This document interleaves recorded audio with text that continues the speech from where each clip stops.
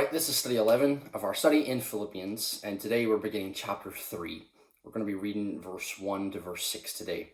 But before we do that, we're just going to quickly answer the question for chapter 2, verse 25 to 30, which was about Epaphroditus and how he was living according to the example and the empowerment of Christ and the example of Paul and Timothy as well.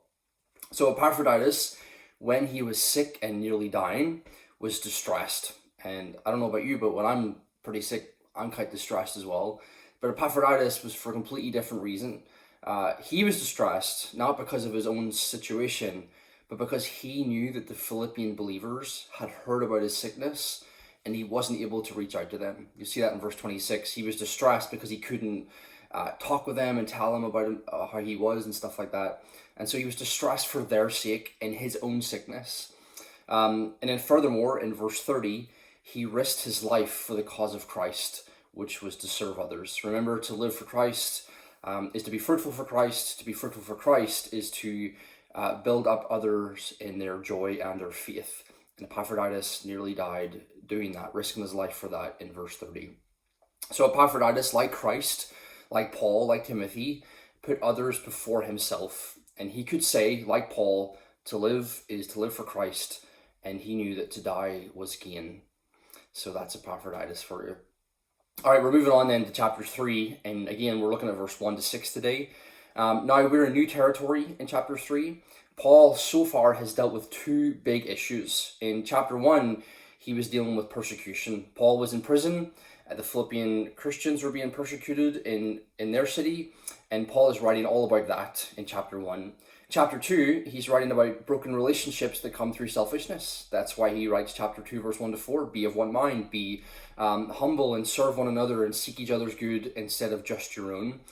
So the issue would have been broken relationships that are caused through selfishness. So chapter 1, there's a problem from the outside in, and chapter 2, there's a problem from the inside, selfishness. So persecution and selfishness.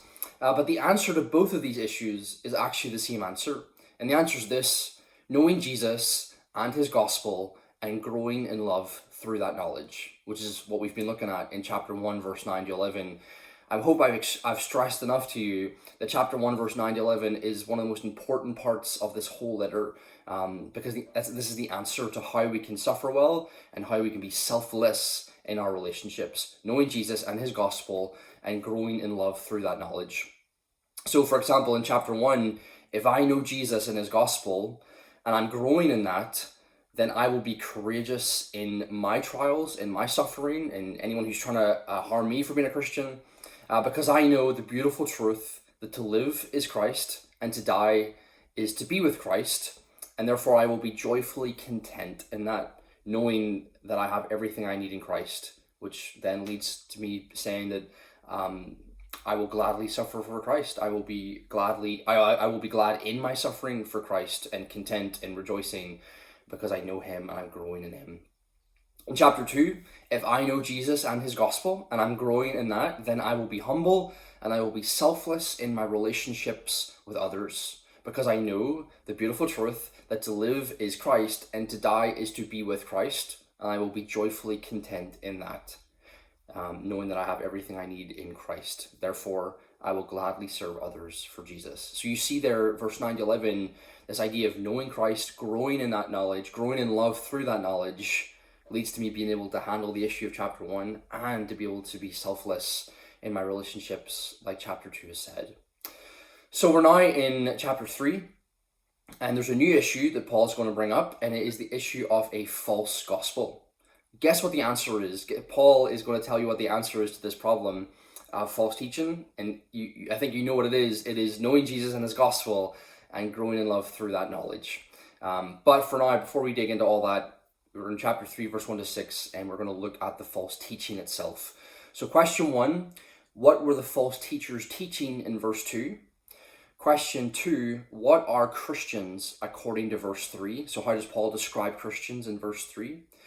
And then number 3, describe what confidence Paul could have in the flesh according to verse 4 to 6. So he's like, I have confidence in the flesh more than anybody.